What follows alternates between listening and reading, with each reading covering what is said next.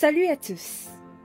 Avant que les portes d'Aaron qui limitent votre progression ne soient ouvertes et que les collines qui entravent votre chemin ne soient aplaties, vous devez faire le choix de laisser Jésus-Christ prendre les devants dans votre vie.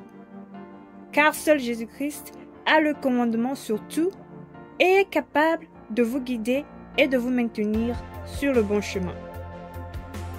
Précédemment, nous avons appris à travers les paroles de Balaam que quiconque donne sa vie à Jésus-Christ devient souverain et partage la puissance de Jésus pour vaincre ses ennemis. Aujourd'hui, nous allons découvrir l'une des choses qui peut conduire un enfant de Dieu à la défaite en temps de combat. Cela dit, commençons. Comme nous le voyons, Balaam a tout essayé pour maudire Israël afin que Balak, roi de Moab, puisse les combattre et les chasser. Mais la Bible dit qu'à chaque fois, ces tentatives consécutives, suite à de nombreux sacrifices d'animaux, ont échoué, car Dieu changeait les paroles de malédiction dans son esprit en paroles de bénédiction au fur et à mesure qu'il parlait.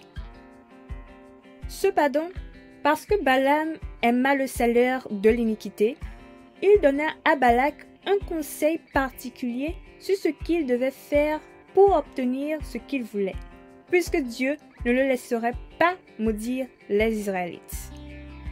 Maintenant, pour voir quel était ce conseil, allons dans la Bible, dans le livre de Nombres, le chapitre 25, du 1er au 2e verset, qui se lit comme suit.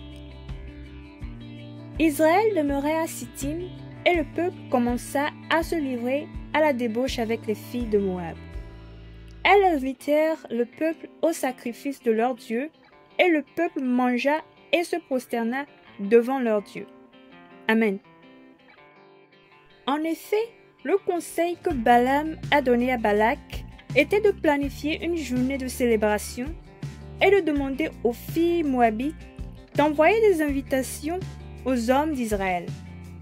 Et après avoir mangé et bu, la Bible dit qu'ils commencèrent à se livrer à la débauche avec les filles de Moab. Maintenant, pour bien comprendre pourquoi Balaam a dit à Balak que c'était le meilleur moyen de vaincre les enfants de Dieu, récapitulons.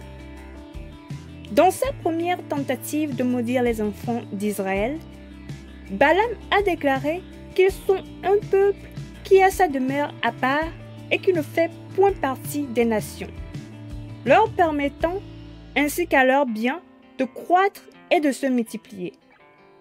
Cela dit, Balaam sait que si les enfants de Dieu ne parviennent plus à se démarquer, s'ils commencent à se mêler aux autres nations, même si personne n'ouvre la bouche pour les maudire, un fleuve de malédiction commencera à couler dans leur vie. Une nouvelle force, qui ne viendra pas de Dieu, mais de Satan, va commencer à endommager les choses dans leur vie. Et oui, tel fut le cas des Israélites. Comme l'atteste la Bible, parce qu'ils étaient tombés dans l'immoralité sexuelle, la présence de Dieu a disparu et une plaie a éclaté parmi eux, faisant des milliers de victimes.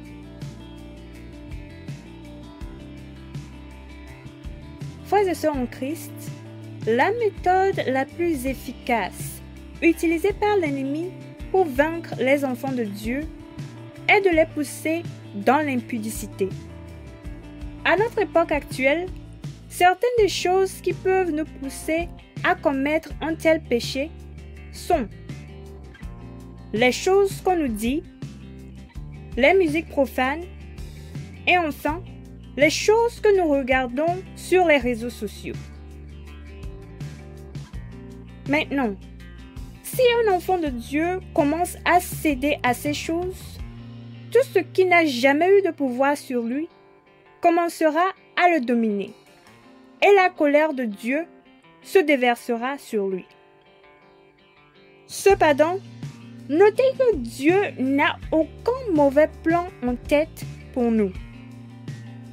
Donc, pour ne pas mettre en péril nos bénédictions et la grâce qui nous est accordée, soyons remplis du Saint-Esprit afin d'être sobres et vigilants à tout moment.